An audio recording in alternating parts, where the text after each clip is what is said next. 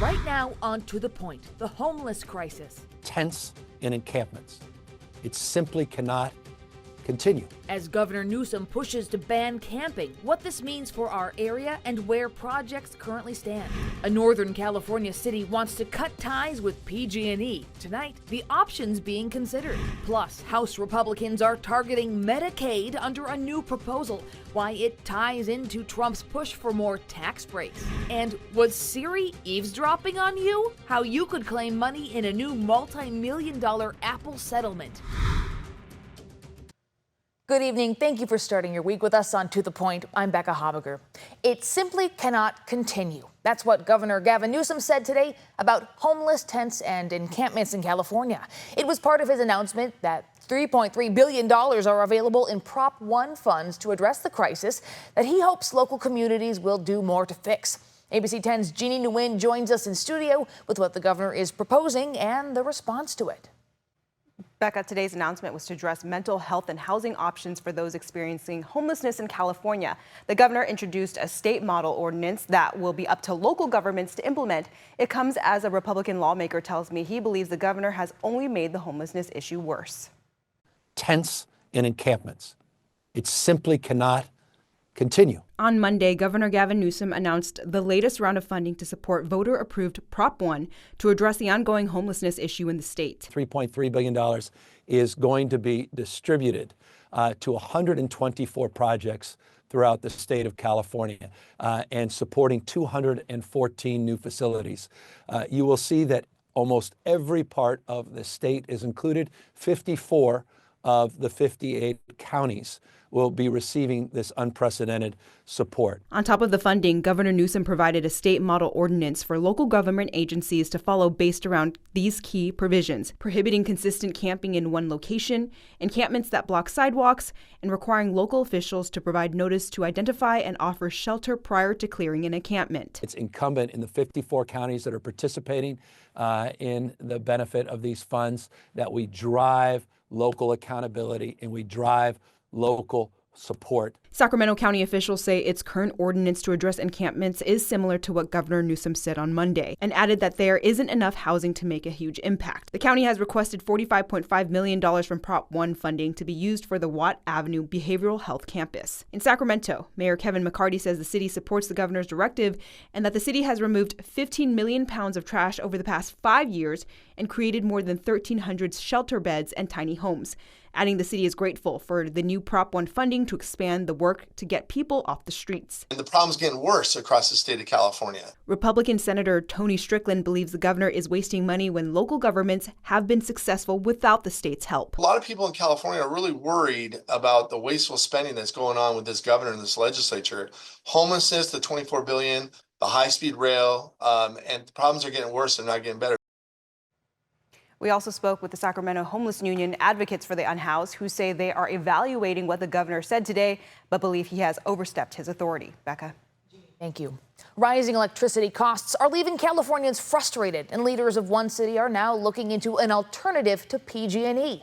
The city of Oakdale is looking for consultants to study whether it would be a good option to switch electricity providers from PG&E to the Modesto Irrigation District. Now, the district already provides power to about 1,000 homes in Oakdale, but the potential switch could add some 7,000 more. The city's preliminary research found Modesto Irrigation District customers spend about $3,000 less per year than PG&E customers. Our people aren't making any more money, and their rates keep going higher and higher. And how can they afford to live, to buy groceries, gas, pay for their car insurance, pay for their home insurance if their PG&E bill is, out of whack? In a statement, PG&E said its rates decreased year over year and described the idea of a switch as not viable. It's unclear how much the study will cost or how long it would take, but the final contract with a consultant still has to be approved by City Council. Anthem Blue Cross is facing a $750,000 fine from California's Department of Managed Healthcare after being accused of sending thousands of patients' denial letters with wrong information. The state says more than 5,000 letters were sent to members giving incorrect instructions on how to appeal their denied care, including sending medical review forms to the wrong agency. State officials say these errors made it harder for patients to challenge Anthem's decisions, a process allowed by California law. Anthem says it has taken steps to correct the issue and improve oversight. New tonight, House Republicans have introduced a proposal that could cut $880 billion from Medicaid and other health care programs as part of President Trump's sweeping tax plan. That includes new work requirements, stricter income checks, and limits on eligibility. Republicans say it's about cutting waste and saving taxpayer dollars. Democrats argue it could strip health care from more than 8 million Americans over the next decade. The proposal is expected to face heavy debate as lawmakers near the Memorial Day deadline to pass the federal budget. President Trump today signed an executive order giving drug makers a deadline to voluntarily lower prescription drug prices or else face stricter government limits on what the U.S. will pay. The order tasks Health Secretary Robert F. Kennedy Jr. with negotiating prices. If no deals are reached within 30 days, Kennedy would draft a rule tying U.S. drug costs to lower prices paid by other countries. Big Pharma will either abide by this principle voluntarily or will use the power of the federal government to ensure that we are paying the same price as other countries. To accelerate these price restrictions and reductions, my administration will also cut out the middlemen. It's still unclear how much this could impact people with private insurance, but the government could make changes for drugs covered under Medicare and Medicaid. A major development in the U.S.-China trade war. Both sides have agreed to a 90-day pause on tariffs following 2 days of talks. Until now, President Trump raised tariffs on Chinese goods to 145%, with China responding at 125%, bringing trade between the world's two largest economies to a near standstill. Under the new agreement, U.S. tariffs on Chinese imports will drop to about 30%, depending on the product, and China's tariffs on the U.S. fall to 10% for now. Well, tonight, an American-Israeli man held captive by Hamas is finally home with his family. Edon Alexander was released today after spending more than 19 months in captivity. He was taken hostage during the attack on October 7th, 2023. Perry Russum shares his emotional return. The convoy carrying Edon Alexander, the last living American held captive by Hamas, leaving Gaza. The Red Cross transporting the American-Israeli to safety after more than 19 months in captivity. Oh my God, Edon! His parents waiting on Israel's side of the border with Gaza. Alexander's mother speaking to him by phone, the first time they've spoken in 589 days. I love you, and I'm gonna see you, soon. And finally, late today, the emotional moment. Alexander reuniting with his mother. His family in Israel cheering as they heard the news of his release. They're chanting Edon, Edon. Doron Zexer's family hosted Alexander while he was serving in Israel's military. Zexer says their family is strong again, together again. This is a new day. This is a new day. In Alexander's hometown of Tenafly, New Jersey, crowds dancing in celebration. Alexander was taken hostage by Hamas during the attack on October 7th. At the time, he was 19 years old. He spent 2 birthdays in captivity. Hamas releasing the now 21-year-old as a sign of goodwill ahead of President Trump's trip to the Middle East this week. We hope that we're going to have other hostages released too, as you know. Israeli Prime Minister Benjamin Netanyahu today thanking Trump and his own military for applying pressure on Hamas. Israel says 58 hostages remain in captivity. President Trump, please don't stop. Don't leave us alone. This is only the first step. Do whatever is necessary to bring every last one home. This is believed to be the first time the U.S. has held direct talks with Hamas, a designated terrorist organization, bypassing Israel to secure Alexander's release. Perry Russum, ABC News, Washington. Many of the 250 hostages taken by Hamas-led militants in the 2023 attack were freed in ceasefire deals. Israel says 58 hostages remain in captivity, with about 23 of them said to be still alive. was still ahead on To The Point. Inspection tags meant to protect Folsam Lake are for sale online. Why officials say some posts are legitimate. And it may be the middle of May, but we are still talking about winter here in Northern California. We had thunderstorms in the upper valley, but we've also had snow in the high country, and that means chain controls as well. Details after the break. Plus, cracking down on junk fees, how new rules could make it easier to see the real price before you buy.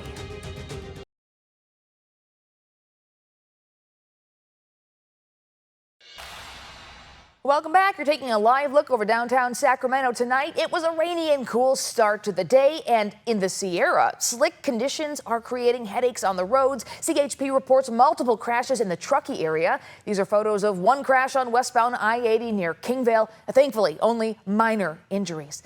So let's get over to meteorologist Brendan Minchef with your forecast. Brendan? Yeah, middle of May, and we're still talking about winter. Taking a look at Interstate 80 and Highway 50. 50 is not so bad. 80 is where some of the trouble spots are, especially as you get up near Donner at the moment. Here's another look at Interstate 80. This is at Soda Springs. You can see some of the semis on the side of the road there. So things are very slow going at the moment. And there's chain controls across Interstate 80 right now. So yeah, middle of May, you still need the chains on your car if you're thinking about going over Donner Summit. Here's a look at radar over the last few hours. Had a severe thunderstorm warning up in Tehama County earlier today. That was very brief and again, way to our north.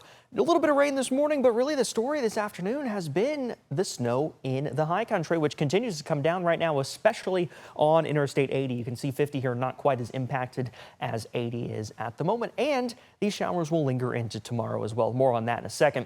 So we look back on May 9th and May 10th, though, 94 degrees. Those were the hottest days of the year so far, and then we've been in the 70s the last couple of days, and in fact we only made it to 70 degrees today in Sacramento. Pretty nice out there in my opinion. 74 in Stockton, 72 in Modesto, 50 in Placerville, 61 in Auburn, 48 up in Truckee, and 50 in South Lake Tahoe. Currently in the low to mid 60s in the valley. 65 Sacramento, 65 Stockton, 67 down in Modesto. To start Tuesday morning, it will be cool, will be in the 40s, the average low 52, so a little below normal to start the day. A few clouds out there as well by the afternoon, mostly sunny in the valley. One more cool day with highs in the low to middle 70s in the valley. A little warmer than today, but still below that average high of 80. 50s and 60s in the foothills, 40s in the high country with some lingering snow showers as well. And you'll see that here. It does taper off overnight. Then we get kind of one more round through the early morning, and then it becomes mostly rain, just a few scattered snow showers by the time we get to Tuesday afternoon and evening. That system starts to lift out over the next couple of days. High pressure begins to be the dominant influence once again, which means warmer temperatures as we get towards about Thursday, Friday, back in the mid 80s. A little bit of a dip through the weekend, and then we're back in the 90s next week. Back up. Brendan, thanks so much. Well, next on To The Point, the fight against mussels at Folsam Lake takes a new twist. What to look for before buying an inspection seal online. Plus, settlement money may be on the table for Apple users who qualifies for a payout and how you can claim it.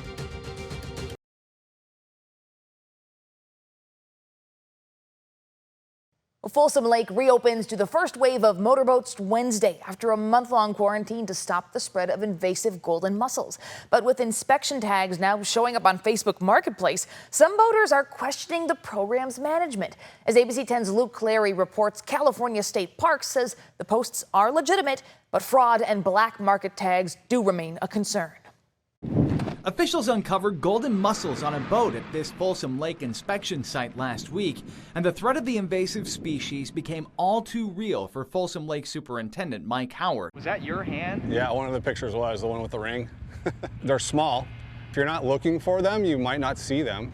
Had that vessel been launched on the water, it would have changed everything. Folsam Lake opens Wednesday to motorboats. California State Park says if the mussels get in, they could damage the ecosystem, cost billions in water infrastructure damage, and threaten nearby Folsam Dam. Despite the lines, many boaters appreciate the effort. That's a worthwhile endeavor. Hope that they can control the invasion. But in recent weeks, posts on Facebook Marketplace offer seals and wires for $80 to $100. I don't think that's a very good idea. I think it defeats the whole program. Despite how they look, the ads are legitimate, according to Howard. There are a couple of posts that look questionable. We are working with those folks. The way that they're advertised could have been stated better. He says the agency worked out an agreement with local businesses to do these inspections and install the seals. The officials will double check every boat at the ramp, making sure the serialized tag matches the vessel. It's always a possibility that somebody will try to fraudulently access the lake. It's something that we're going to be looking for closely and that we will reject. To keep the lake open and the mussels out. Just a little bit of time out of your day, and if you really wanted to go boating and have fun on the lake, then just play your part. It's not that hard. Reporting from Folsam Lake, Luke Clary, ABC 10. California State Parks is calling on boaters to report anything they suspect might be fraud. Now, if they do find someone fraudulently selling tags, they say they will seek criminal prosecution. So let's get into your price point tonight.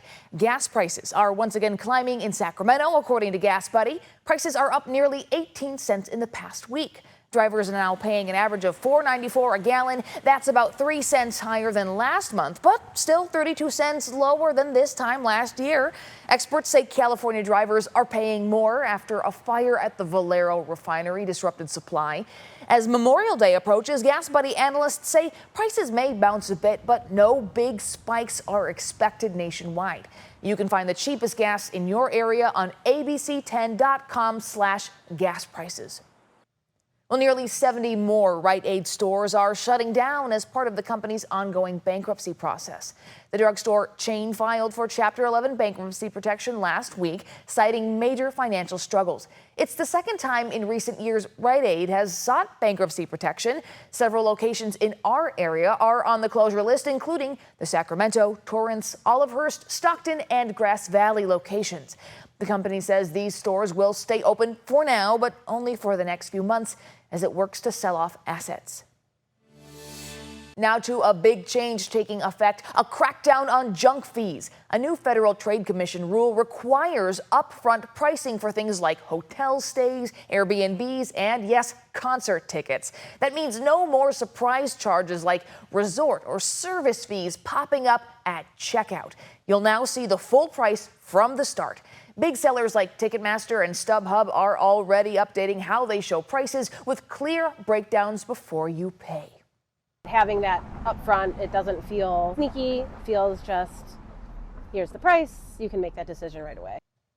The rule does not stop companies from charging fees, but they have to show them up front. The FTC estimates this could save Americans $11 billion over the next decade just by making prices easier to understand.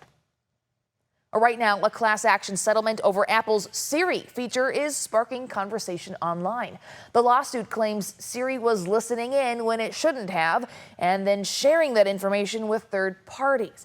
Tonight, our Verify team breaks down whether you could qualify for a payout and how to get it. Maybe you got an email or saw a social media post saying if you have an iPhone, you could get a $100 payout. First, the company denies wrongdoing, but the $95 million Apple settlement is real. Still, not everyone with an iPhone will get a payout. You can cash in if you owned any Apple device with Siri between September 2014 and December 2024 and accidentally triggered Siri during a private or confidential conversation. If that sounds like you, you're eligible for up to $20 per Apple device for up to 5 devices for a max of $100. The more people who file, the smaller the payout. To apply, you'll need to provide the model and serial numbers for each device and confirm your eligibility.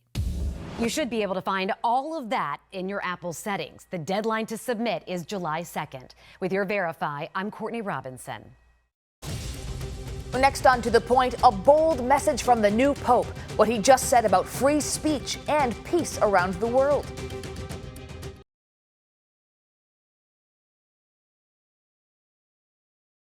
A powerful message from the Vatican today as Pope Leo met the global press for the first time. The Pope calling free speech a, quote, precious gift and urging reporters to reject what he called a war of words. The new Pope even opened with a joke in English, drawing laughs from the crowd before turning serious, pledging support for journalists who have been killed or jailed for seeking the truth. He also renewed calls for a ceasefire in Gaza and peace in Ukraine, saying no more war. The Pope will hold his next public event Wednesday, meeting with pilgrims participating in the Jubilee of Eastern Churches. Thank you so much for watching and inviting us into your home. If you have something you think we should be looking into, please reach out to the team. And To the Point doesn't end here. You can watch the stories, download our free ABC 10 Plus streaming app.